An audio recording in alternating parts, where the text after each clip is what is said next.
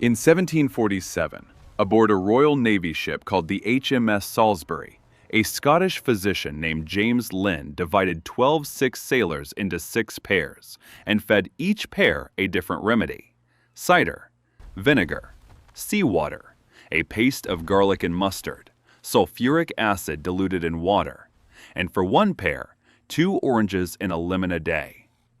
Within 6 days, one of the 2 sailors given citrus fruit was fit for duty again. The other had nearly recovered. Every other pair was still sick, some of them dying. Scurvy had already killed more sailors than combat, storms, and shipwreck combined during the Age of Sail.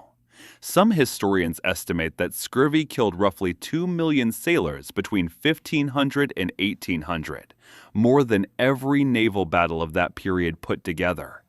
2 million sailors, lost not to enemy cannon fire, but to a disease caused by something as simple as a missing vitamin. And the cure had been sitting in fruit baskets the entire time. It took the British Admiralty nearly 50 more years to act on Lind's findings, but when they finally did, in 1795, they mandated a daily lemon ration for every sailor in the Royal Navy. The result was staggering. Scurvy, which had crippled fleets on long voyages for 3 centuries, nearly vanished from the British Navy almost overnight.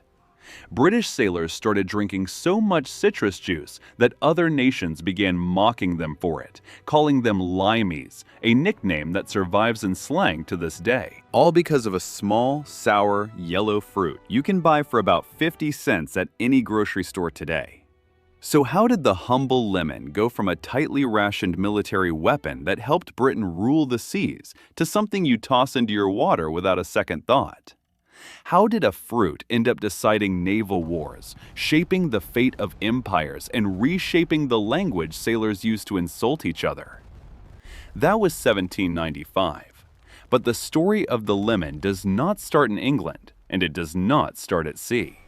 It starts nearly 4,000 years earlier, in the foothills of the Himalayas. Most historians now agree that the lemon as we know it did not originate as a wild fruit at all. It was a hybrid, a cross between a bitter orange and a citron that first developed somewhere in the foothills of northeastern India, northern Myanmar, or southern China, in a region loosely defined as the eastern Himalayan borderlands.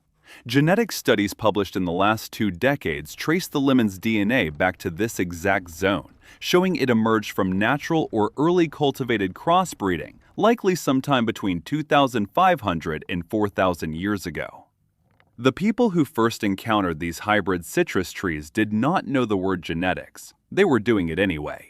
Early farmers and foragers in this region were already cultivating and selecting citrus varieties for taste, size, and hardiness long before anyone wrote down what they were doing or why it worked. They noticed which trees produced juicier fruit. They noticed which ones survived a harsh season. They kept the seeds from those and tossed the rest. Slow, patient, generational trial and error, and it built the ancestor of nearly every citrus fruit eaten today.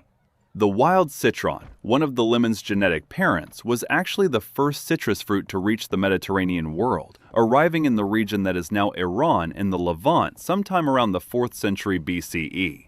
It was not eaten the way we eat lemons now. It was prized mostly for its fragrance and its rind, used in religious rituals and as a luxury perfume ingredient. Its pulp often too dry and bitter to bother with. Think about that for a second.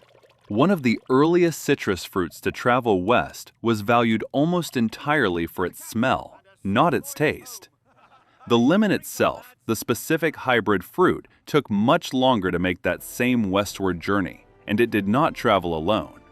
It moved along trade networks carried by merchants, monks, and soldiers who had no idea they were slowly reshaping the culinary map of the entire world. Some early Persian and Arab writings describe citrus trees being cultivated in royal gardens as ornamental status symbols long before anyone thought to squeeze the fruit onto food. Rich men grew lemon trees the way modern homeowners might install an elaborate fountain, not for utility, but to show visitors they could afford something rare, fragrant, and difficult to keep alive outside its native climate. This decision, treating a food crop as a luxury decoration, seemed small at the time. It was not.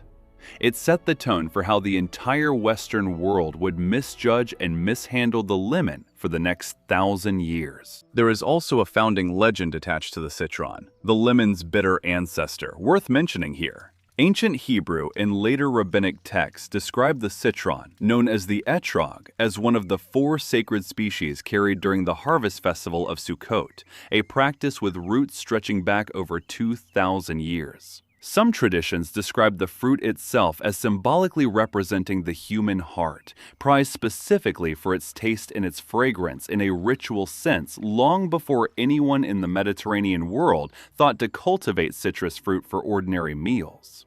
Now, the precise historical origins of this specific ritual practice are difficult to pin down with total certainty, and some of the earliest textual references are more symbolic than strictly agricultural. But the fact that a citrus fruit occupied such a central role in religious observance thousands of years ago tells you something important. Long before Europeans figured out what to do with citrus in the kitchen, other cultures had already assigned it enormous spiritual and symbolic weight. By the early centuries of the first millennium, citrus fruits, including the lemon, had become deeply woven into the economies and medicine of the Persian and Arab worlds. Persian physicians and later Arab scholars documented citrus fruits extensively, prescribing lemon juice, lemon rind, and citron for everything from digestive troubles to fevers to what we would now recognize as scurvy-adjacent symptoms, though nobody at the time understood the underlying chemistry. This was not folk superstition dressed up as medicine. Arab and Persian physicians during the Islamic Golden Age, roughly the 8th through 13th centuries, ran some of the most sophisticated medical scholarship in the world at that time, and citrus fruits earned a legitimate place in their pharmacology. Here is the detail that makes this matter. When the Arab conquest spread across North Africa and into the Iberian Peninsula beginning in the 7th century, they brought agricultural knowledge and crops with them, lemons included. Muslim Spain, known as Al-Andalus, became one of the first major citrus-growing regions in Europe, with lemon and orange groves planted in Seville, Cordoba, and Valencia by sophisticated irrigation systems the Arabs also introduced. These were not scattered backyard trees. These were organized agricultural operations, supplying fruit, fragrance, and medicine to an empire that stretched from the Middle East to the Atlantic coast of Spain. The lemon, in other words, entered Europe not through trade with curious European merchants, but through conquest and settlement, arriving as part of a broader Islamic agricultural revolution that also brought rice, sugarcane, and cotton westward. This was not a minor footnote in agricultural history. It was one of the largest transfers of crops, irrigation technology, and farming knowledge the medieval world had ever seen. And citrus fruit rode along with rice paddies and sugar fields as part of a package deal that permanently reshaped what Europeans considered edible. The Arabic word for lemon, laymun, or the related naranj for bitter orange, would eventually echo forward into the languages of nearly every European nation, a linguistic fingerprint left behind by centuries of agricultural and scientific exchange. The word orange itself is widely believed to trace back through Arabic and Persian roots to Sanskrit, a chain of borrowed vocabulary spanning 3 continents and well over 1,000 years, all because merchants, scholars, and farmers kept moving a fruit, and a word for that fruit, further and further west. Meanwhile, across the Mediterranean, the fruit was making a second, quieter entrance. Jewish communities had long used the citron, the lemon's tart cousin, in the ritual celebration of Sukkot, and some scholars believe this ritual use helped preserve and spread citrus cultivation in parts of the Mediterranean, even during periods when trade routes were unstable. Religion, in this case, functioned almost like a seed bank, keeping a crop alive and culturally relevant across generations, regardless of shifting empires and unstable borders. When lemons finally reached the broader European continent beyond Muslim Spain, the reaction was not enthusiasm. It was suspicion. Medieval European medical thinking, still heavily influenced by ancient Greek humoral theory, classified foods by their supposed temperature and moisture, hot or cold, wet or dry. and lemons were considered dangerously cold and sour, unsuitable for regular consumption by anyone without a very specific medical justification. Wealthy Europeans in Italy and France grew lemon trees as ornamental status symbols, much like their counterparts had done in Persia centuries earlier, valuing the fragrance of the blossoms and the visual novelty of the fruit far more than its nutritional value. And no, that is not something anyone made up. Renaissance-era Italian gardens, particularly around Genoa and later in the Medici gardens of Florence, treated citrus collectors the way modern collectors might treat rare cars, with elaborate greenhouse structures called limenae, built specifically to keep the temperamental trees alive through cold Italian winters. Here is the uncomfortable irony that most people miss. For centuries, the fruit that would eventually save the lives of millions of sailors was, back on land, treated primarily as decoration for rich men's gardens. Nobody connected the dots. Nobody realized that this sour, inconvenient, hard-to-grow fruit contains something the human body could not survive long without. Meanwhile, out at sea, sailors on increasingly long ocean voyages were dying by the thousands, and nobody in a position of medical or naval authority had any idea why. This is where the story turns dark, and it stays dark for a long time. Scurvy is not a quick or merciful disease. It develops gradually as the body's supply of vitamin C, a nutrient the human body cannot produce on its own and cannot store for long, runs out. The symptoms begin with fatigue and swollen, bleeding gums. Then old wounds, scars from injuries healed years earlier, begin to reopen on their own, as if the body were unstitching itself in reverse. Teeth loosen and fall out. Bruises appear without cause and spread across the skin like ink through water. Sailors described a specific sickly sweet smell of decay that would settle over the lower decks of a ship during long voyages. The smell of men rotting slowly while still alive. In a world without refrigeration, without any concept of vitamins, and without any reliable way to preserve fresh food for months at sea, this was not a rare tragedy. It was simply the cost of doing business. During the Age of Exploration, voyages routinely lost 50% or more of their crew to scurvy on journeys lasting several months. Vasco da Gama's crew, sailing to India in 1497 and 1498, lost roughly 100 of his original 170 men, most of them to scurvy, before ever reaching their destination. Some naval historians estimate that across the 16th, 17th, and 18th centuries combined, scurvy killed more sailors than storms, shipwrecks, and enemy combat combined. Roughly 2 million sailors. 2 million. Entire fleets were rendered useless, not by cannon fire, but by a nutritional deficiency that a basket of citrus fruit could have prevented. This was not just about seasoning food or curing an inconvenient illness. Scurvy actively determined the outcome of wars, because a fleet that could not keep its sailors alive and functional could not project power, could not blockade an enemy coast, and could not sustain the long ocean campaigns that colonial empires depended on for their survival. Naval commanders knew something was killing their men on long voyages. They simply had no reliable explanation for what, and in the absence of real answers, sailors were left to superstition, half-remembered folk remedies, and in the worst cases, nothing at all. If you are finding this interesting, hit subscribe. We cover stories like this every week, and you will not want to miss what comes next, because the next part of this story is where a stubborn Scottish doctor accidentally changed the course of naval history. James Lind was a physician working aboard British naval ships in the 1740s, and he had a theory that scurvy was somehow connected to diet, though the mechanism remained a total mystery to him and to everyone else at the time. In May of 1747, aboard the HMS Salisbury, Lind ran what many historians consider one of the earliest controlled clinical trials in the history of medicine. 12 sailors, all suffering from scurvy, were divided into 6 pairs, each pair receiving a different treatment alongside their normal rations: cider, elixir vitriol, vinegar, seawater, a paste of garlic and spices, and 2 oranges plus 1 lemon daily. Within days, the results were impossible to ignore. The sailors given citrus fruit recovered dramatically faster than every other group. Lind published his findings in 1753 in a lengthy medical treatise called A Treatise of the Scurvy. And then, for reasons that still frustrate medical historians today, almost nothing happened. The British Admiralty did not act.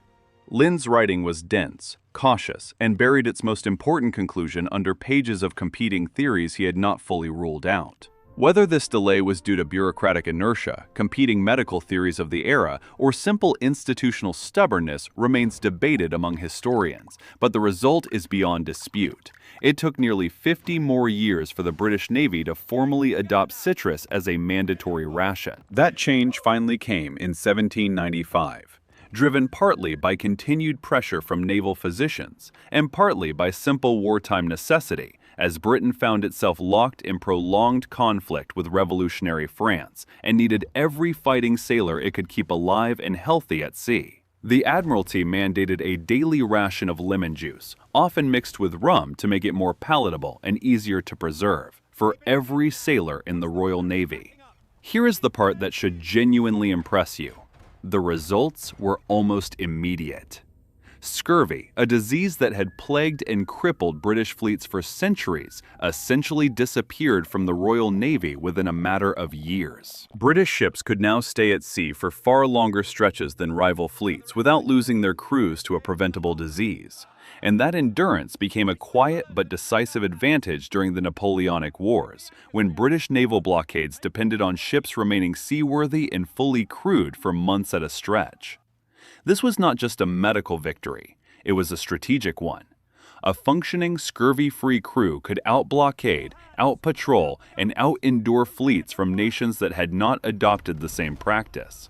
And naval dominance during this era was built as much on logistics and endurance as it was on cannon fire and ship design. And here is where the nickname comes in. Other sailors, particularly Americans, began mocking British sailors for their daily citrus ritual, calling them lime juicers, which eventually shortened into Limeys, a slang term for British people that has survived in casual English for well over 2 centuries. Whether every detail of exactly when and where the term first caught on remains a bit fuzzy in the historical record, but the core fact is not disputed. An entire national nickname exists today because British sailors drank citrus juice to avoid a horrific, preventable disease. But here is the twist almost nobody knows, and it is the kind of detail that makes historians wince. Around the mid-1800s, the British Navy quietly switched from Mediterranean lemons to West Indian limes, largely for reasons of cost and colonial convenience, since Britain controlled lime-producing territories in the Caribbean and did not want to keep relying on lemon imports from Mediterranean nations, some of whom were occasionally political rivals. This substitution seemed like a minor logistical adjustment at the time. It was not. West Indian limes, it turned out, contained significantly less vitamin C than Mediterranean lemons, roughly a quarter as much by some later measurements, and the processing methods used to preserve the juice for long voyages, including exposure to copper piping and prolonged storage, degraded much of the remaining vitamin content even further. The switch was not exposed as a mistake for decades, and the consequences were severe. Scurvy quietly crept back into extended British voyages throughout the second half of the 1800s, particularly on long polar expeditions where fresh food was nearly impossible to obtain. Robert Falcon Scott's doomed 1911 to 1912 expedition to the South Pole, for example, suffered severely from scurvy, despite the Navy's supposed century-old solution to the exact same problem. Nobody connected the failing health of Scott's men back to a quiet substitution made decades earlier by naval quartermasters trying to save money on citrus imports. Vitamin C itself was not even chemically identified until 1932, isolated independently by researchers including Albert St. Georgi, who eventually won a Nobel Prize for the discovery. So for nearly 2 centuries, the Royal Navy had stumbled onto the correct solution to scurvy without ever understanding the actual chemistry behind why it worked, and had then partially undone that solution by swapping one citrus fruit for a cheaper, less potent cousin, without anyone realizing the mistake until it was measured scientifically generations later. Think about that for a second. An entire empire built naval policy around a cure it did not understand, got lucky, then got unlucky again by accident, and never fully connected the dots until modern chemistry finally caught up. Meanwhile, back on land, the lemon was undergoing its own quieter transformation, from a fragile, expensive garden ornament into a serious global agricultural commodity. Sicily, and specifically the region around Palermo, emerged during the 18th and 19th centuries as one of the most important lemon-growing regions in the entire world, its warm coastal climate proving nearly perfect for large-scale citrus cultivation.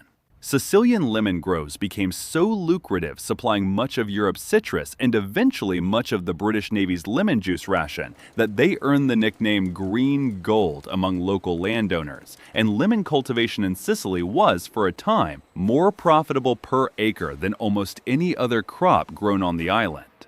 This profitability came with its own dark undercurrent. The extraordinary value of Sicilian lemon groves during the 19th century made them attractive targets for organized crime, and some historians trace the early roots of the Sicilian Mafia partly to protection rackets built around lemon orchards, where local crime networks extorted payment from grove owners in exchange for guarding trees, water access, and harvests from theft or sabotage. Money literally grew on trees in 19th century Sicily. And where there is that much concentrated fragile wealth, criminal networks tend to follow. Across the Atlantic, a very different lemon industry was taking root. California's climate, particularly around the coastal regions near Los Angeles and later the Central Valley, proved remarkably suitable for citrus, and by the late 1800s, California growers were aggressively planting lemon orchards, aided by new refrigerated rail transport that finally allowed fresh citrus to travel across an entire continent without spoiling. This is where the story takes a turn nobody expected.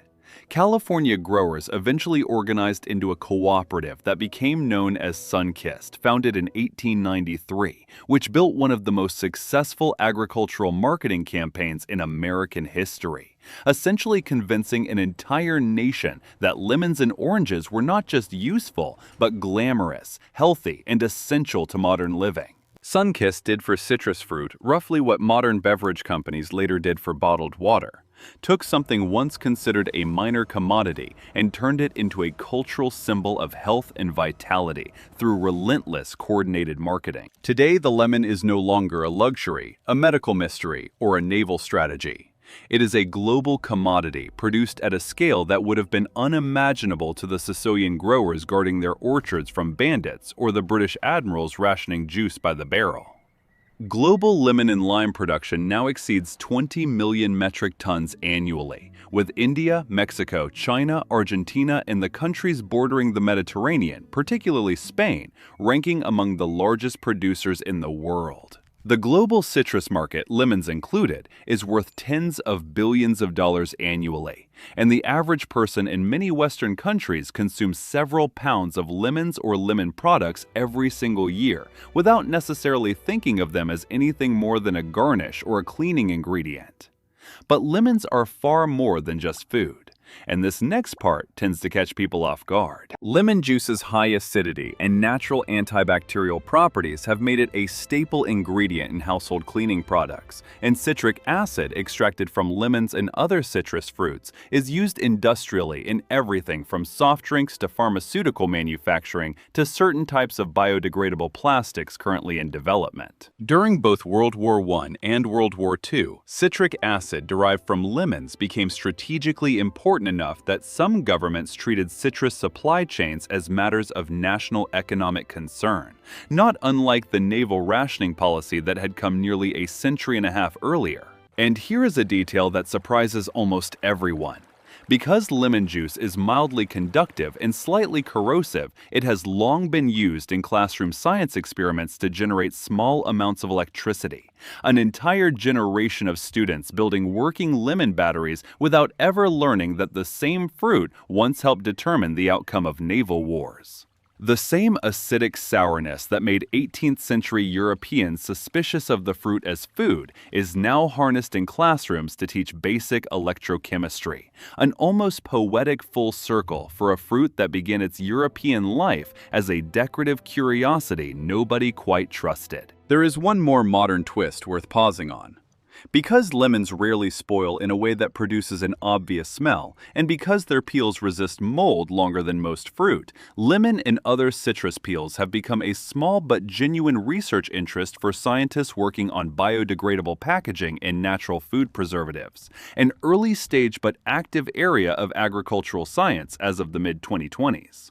Researchers have also explored using leftover citrus peel, an enormous waste byproduct of the global juice industry, as a raw material for pectin extraction, bioplastics, and even certain biofuel experiments, essentially trying to squeeze economic value out of the roughly half of every lemon that commercial juicing operations simply throw away. Picture that for a second. A fruit that once justified an entire naval policy, and whose leftover rind might end up quietly powering some part of the packaging or fuel industry within our lifetimes. The lemon, it turns out, was never really finished evolving its usefulness. It just kept finding new jobs. It was there, in the foothills of the Himalayas nearly 4,000 years ago, an accidental hybrid nobody planned. It was there, in the royal gardens of Persia, prized for its scent long before anyone valued its taste. It was there, in the conquest of Islamic Spain, spreading across Europe not through curiosity but through empire. It was there, ignored and misunderstood, while millions of sailors died of a disease nobody could explain. It was there, on the deck of the HMS Salisbury in 1747, in the hands of a stubborn Scottish doctor running one of history's first clinical trials. It was there, in the barrels rationed out to British sailors in 1795, quietly helping secure a century of naval dominance and gifting an entire nation a nickname that stuck. It was there, decades later, quietly swapped for a weaker substitute. And it was there again when Robert Falcon Scott's men suffered the very disease it was supposed to prevent. It was there in the guarded groves of 19th century Sicily, valuable enough to attract organized crime. And it was there in the sun-drenched orchards of California, rebranded by clever marketing into a symbol of health. And it is here now, sitting in your refrigerator or your fruit bowl, costing you about 50 cents, ready to be squeezed into a glass of water or a plate of food without a second thought. Not bad for a fruit that once decided whether an empire could keep its navy alive at sea. If any part of this surprised you, let me know in the comments which detail caught you off guard the most, whether it was the Scottish doctor, the accidental switch to weaker limes, or the Mafia connection to Sicilian orchards. Do me a favor and hit subscribe, because we have plenty more stories like this one coming, and I will see you in the next one.